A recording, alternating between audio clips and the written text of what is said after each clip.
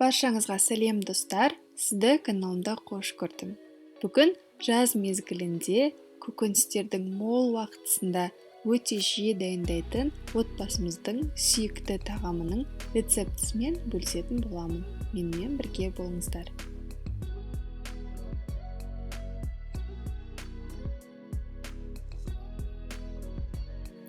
Ең алдымен жақсылап тазартылып жуылған баклажандарды ортасынан екіге бөліп, ыңғайлы ыдысқа су құйып саламын және үстінен тұзды себемін. Осы тұзды суда баклажандарды шамамен 10 минуттай ұстаймын.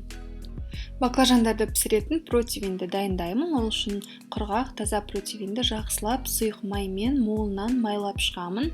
Ал 10 минут өткен соң баклажандарды да салфеткамен немесе орамалмен жақсылап құрғатып, противеньге қойып, жан-жағын барлығына молынан сұйық май жағып, кесілген жағын төмен қаратып, қызып тұрған 180 градустағы духовкаға шамамен 30-40 минутқа дейін, яғни қызарғанға дейін жіберемін.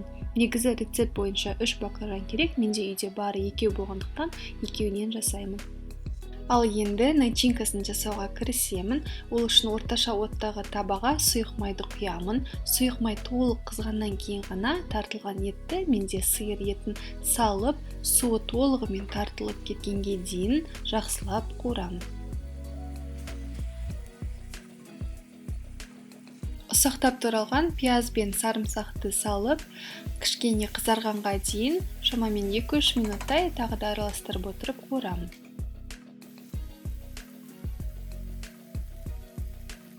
Томат пастасын, паприка және ұсақтап тұрылған тәтті болгар бұрышын салып араластырамын.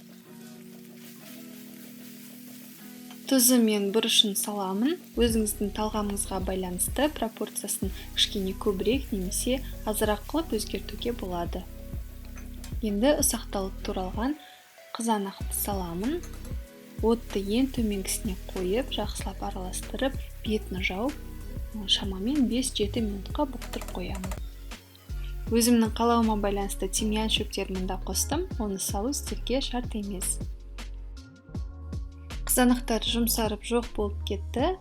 Ұсақталып, майдалап тұралған петрушканы молынан етіп саламын, араластырып, оттан алып, бетін жауып қойып қоямын. Соусын дайындау үшін орташа отта қызып тұрған табаға сұйық майды құйып, томат пастасын және паприканы жақсылап қуырып аламын. Шамамен жарты стакандай ыстық қайнаған суды құйып араластырамын. Тұз мен бұрышын осы жерде салып жіберсеңіз болады. Қызарып, жақсылап піскен баклажандарды ыңғайлы ыдысқа бір-біріне жақын етіп орналастырдым. Начинка салу үшін ортасынан осылай шанышқымен басып отырып орын дайындаймын. Және де абайлап начинкаларды саламын. Жоғарыда айтып өткенімдей, 3 баклажанға начинка молынан жақсы жетеді. Егер азырақ начинка салсаңыз, 4 баклажанмен де жасауға болады. Начинкаларын орналастырып болған соң, жандарынан абайлап жаңағы дайын соусты құямын. Және де 180 градуста қызып тұрған духовкаға жарты сағатқа жіберемін. Жанына кез келген өзіңіз ұнататын гарнирмен ұсына берсеңіз болады. Видео ұнаса және сізге пайдалы болса, маған қолдау көрсету ретінде лайк басып және комментарий бөлімінде пікір қалдыруды ұмытпаңыздар.